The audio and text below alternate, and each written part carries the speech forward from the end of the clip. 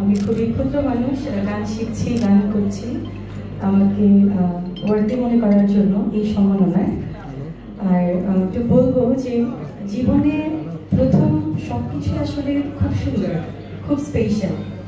সেটা হোক ভালোবাসা, সেটা হোক দুঃখ, সেটা হোক সম্মাননা। গানের সাথে আছি ছোটবেলা থেকেই, অনেক অনেক পুরস্কার পেয়েছি, অনেক অনেক প্রতিযোগিতা অ্যাটেন্ড করেছি, গাইছি, কিন্তু প্রফেশনালি সম্মাননা এটাই আমার প্রথমবার। এবং যাদের হাত থেকে আজকে আমি সম্মাননাটি নিলাম, এটা আসলে একেবারে স্বপ্নের মতন আমার জন্য।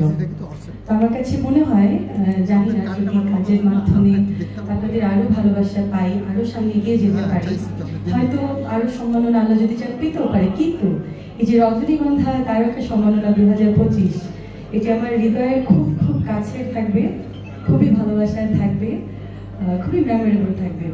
সবাইকে অসংখ্য ধন্যবাদ জানাচ্ছি এবং আবারও রজনীগন্ধাকে ধন্যবাদ জানাচ্ছি। এবং যার কথা না বললে নয়, আমার বাবা মা, সঙ্গে মা এসছেন, চট্টগ্রাম থেকে এসছি, মা একটু অসুস্থ, তারপরে এসছেন সাথে করে, এবং মা বাবার অনুপ্রেরণাতে এতদূর পর্যন্ত আসতে পারা। তো চাইবো সবাই একটু দয়া করবেন, যেন এভাবেই কাজের মাধ্যমে আপনাদের মন জুগিয়ে যেতে পারি।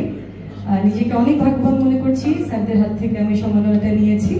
আবারও ধন্যবাদ জানাচ্ছি রজনীগন্ধাকে। আল্লাহ হাফেজ।